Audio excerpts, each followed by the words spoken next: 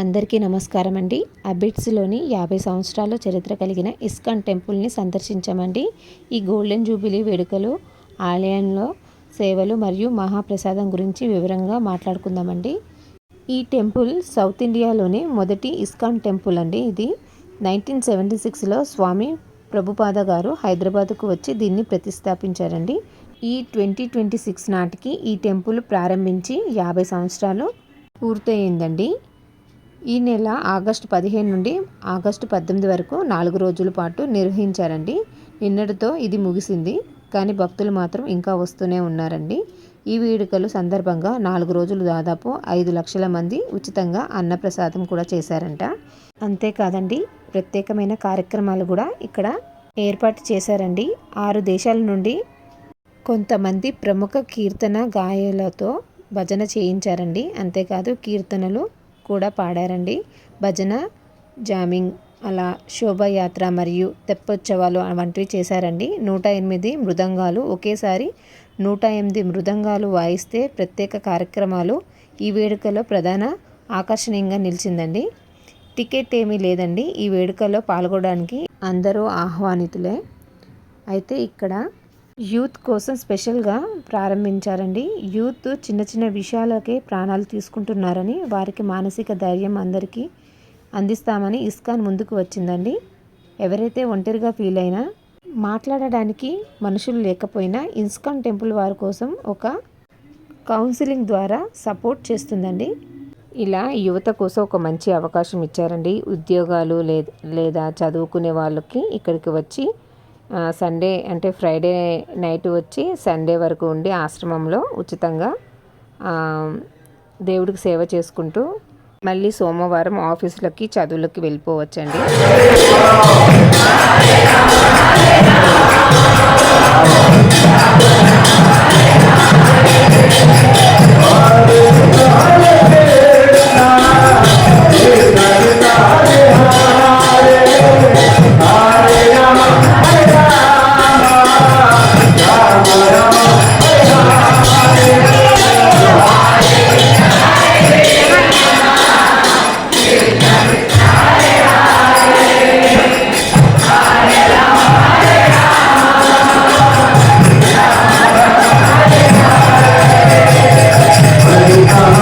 Hare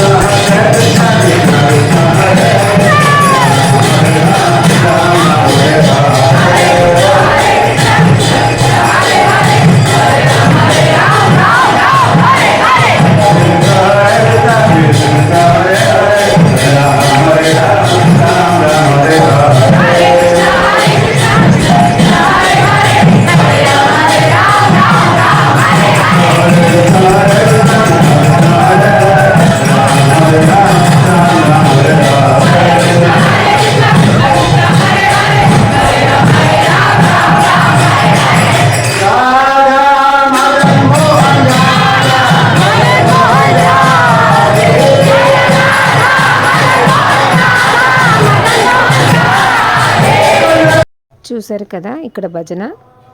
ఈ భజన చేసేవాళ్ళు ఒక్క భక్తులే కాదండి, ఐఐటి చదివిన వాళ్ళు, డాక్టర్లు, ఇతర ఉద్యోగాలు చేసేవాళ్ళు కూడా ఇక్కడ ఇస్కాన్ గుడికి వచ్చి భజన చేస్తూ భక్తి మార్గాన్ని ఎంచుకుంటారండి.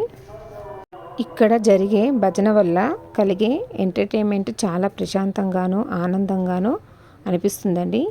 ఈ సంగీతము వల్ల అందరూ చేతులు పైకి లేపుతూ డ్యాన్స్ వేస్తున్నారండి. ఈ ఆనందంలో భక్తి అంటే ఏమిటో, దేవుడి శక్తి ఏంటో ఆ భజన వింటుంటే అర్థమైందండి.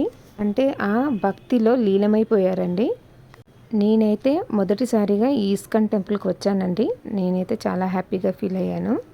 ఇంకా గోశాల వద్ద రోజు వచ్చిన భక్తులకి ప్రసాదం అండి, అంటే భోజనాన్ని వీళ్ళు ప్రసాదం అంటారండి. ఇది కడుపు నిండా పెడతారండి. చూసారు కదా ఈ 4 రోజుల ఇస్కాన్ టెంపుల్ గురించి.